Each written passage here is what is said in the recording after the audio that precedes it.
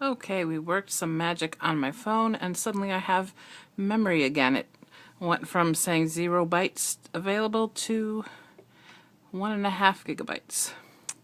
So where we were was I was about to cut this, which will be the background for the goose on the other side. I've lined it up already, and this time I lined up my bottom piece, but I also lined up the side piece. I don't usually do that, but I've noticed sometimes I'll get a match that's really good running this way, and it seems a little off running the other way. And I think it's maybe like my ruler gets just a tiny bit skewed. So I don't think it's necessary, but I'm just trying it this time. So lining it up with both sides, and again it's going to be the 1/2 inch. So I'm trying to see if it's still in the camera. Right now the camera's above my head and it's weird. Okay, so I'm line it up where it would be exactly a 1/2 inch in, except for something looks a little wrong here.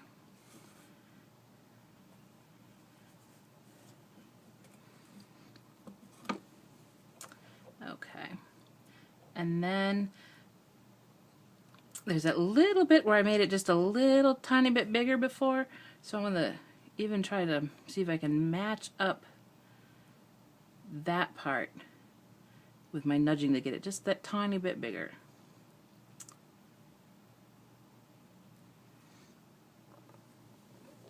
And I'm going to pull these both out so I don't cut them.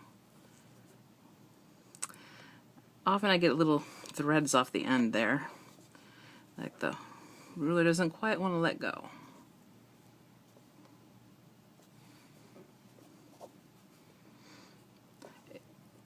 It's not as hard as it looks right now. I think it's because I'm working with the selfie stick in between my arms. It's really weird.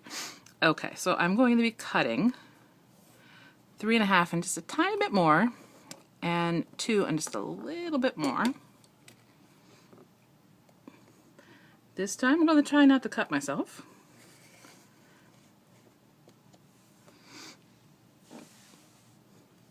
I also usually do this differently when I'm not on camera and working around a selfie stick. And switch it around and I'll make the other cut. I'm not going to show making the flying goose. I am also pretty bad at doing flying geese.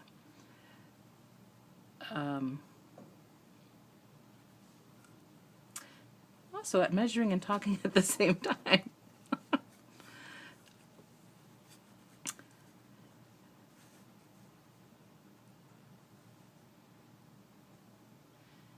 I'm wondering if I'm doing it right or if I'm getting myself confused by talking at the same time.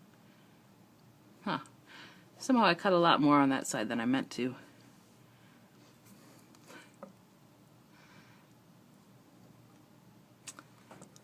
Well, okay. What I can say about if you are still about to do these blocks, when I did my first block here, it's also a little too skinny in this part, even though I'm not going to redo it. And I went and I showed my mother and I said, "Oh, I can't. I hate flying geese." And she said, "Well, did you draw a line on the back of the fabric?" And I didn't. And the book says to draw a line, and you should do what the book says. I've watched a lot of videos with Jenny from the Missouri Star Quilt Company. And, you know, Jenny's working with bigger pieces, and she's probably a lot more practiced than I am. So she says, you know, "Oh, fold the piece and press it." And I was like, I don't have to draw a line because I can just press it. Well, if you're me, you should still press it. or not press it. I'm sorry. You should just draw the line because you're not going to get it very exact. I did a couple other blocks afterwards, drawing the line, and it was a lot better. Okay, I'm hoping I did this right and I didn't get confused by talking on camera. Okay.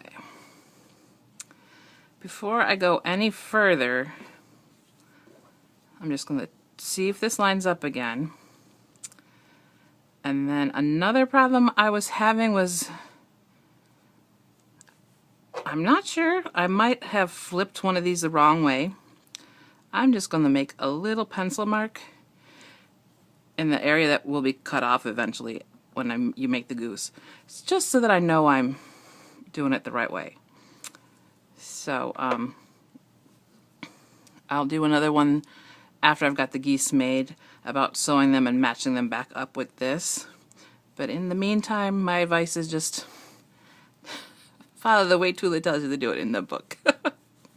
Thanks.